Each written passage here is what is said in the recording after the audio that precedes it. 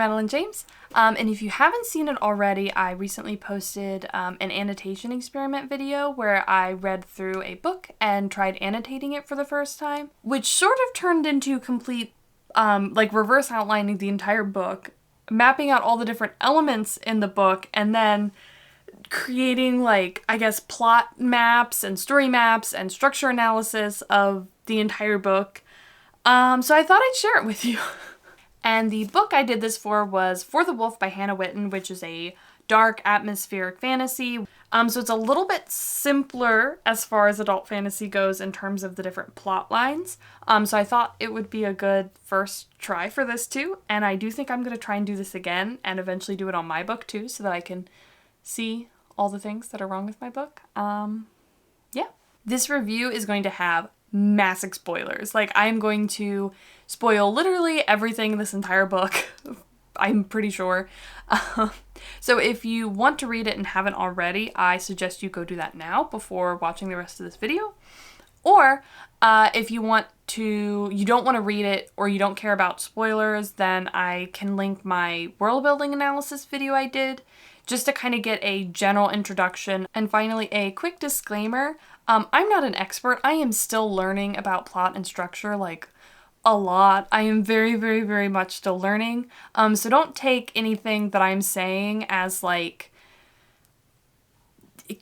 100% truth. It's all subjective. It's all based off interpretation, my understanding of these things. And if you are kind of watching this video and you're like, actually, I think this might be that, or this might be that, or what about this? I would love it if you would post it down below, because I think we're all here because we want to learn more about plot and structure, and that includes me. So with that disclaimer out of the way, I think we can get started. So now that I've started editing this video, I realized that this is way too long for a single video, so it's going to be in two parts.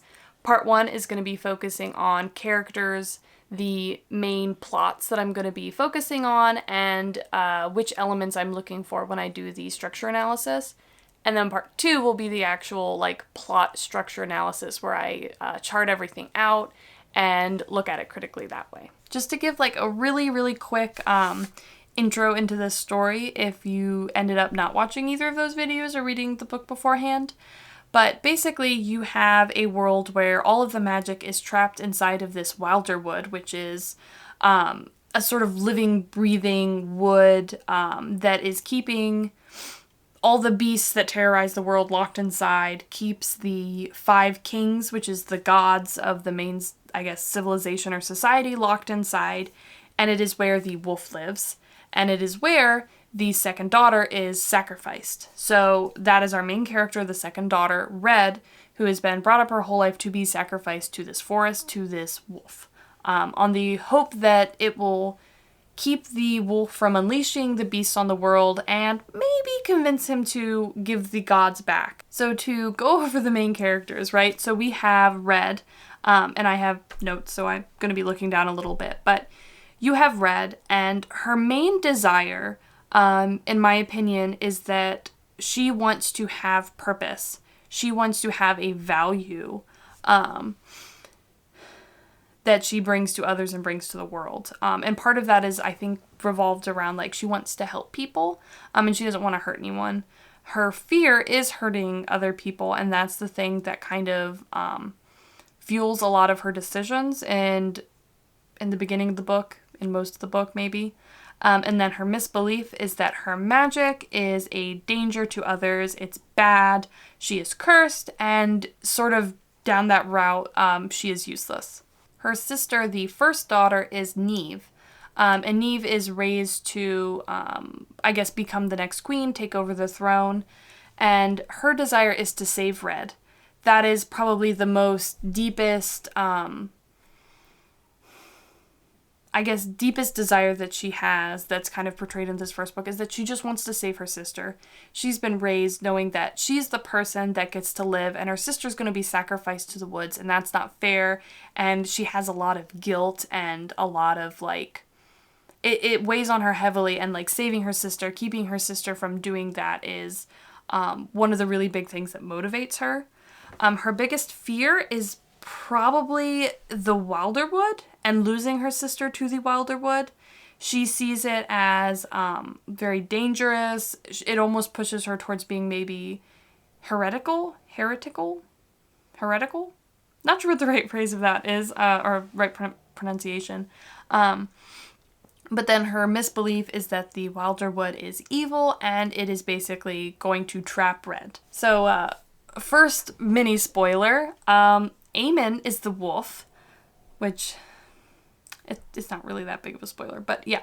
So Aemon is the wolf, and his biggest desire is he wants to protect everyone. He has the weight of basically the entire purpose of the Wilderwood on his shoulders, and he is the only thing that is allowing the Wilderwood to do its job, keeping the kings trapped, which, another spoiler, the kings aren't good, and we want them trapped, basically. So that's all on Aemon, is keeping the woods safe and protected and strong, keeping people from getting injured by the woods, and keeping all the beasts and monsters and everything locked in the Shadowlands where the Wilderwood has trapped them. His fear is basically causing death to others, or sort of failing in that, resulting in the death of others. And, you know, he has a lot of reasons for that, like all the other second daughters that have been brought there, he wasn't good enough to save them. So that's something that, you know, really motivates all of his decision making, is he makes decisions based off that fear. His misbelief is that if he lets Red bond with the Wilderwood, eventually throughout the book, that's sort of what they're finding out, is that the Wilderwood actually needs two. And I mean, we sort of know that at the beginning, that the Wilderwood wants to, but Aemon kind of has this misbelief that if he lets Red bond with the Wilderwood, she will die like all the others have. And these different character desires and fears and misbeliefs actually all interconnect really, really strongly. And there's a little bit of duality in that. So between Red and Neve, their desires and fears kind of really come into conflict, even though they're not interacting with each other most of the book, because Red is in the Wilderwood and Neve is in Valida, which is their home, their kingdom, right?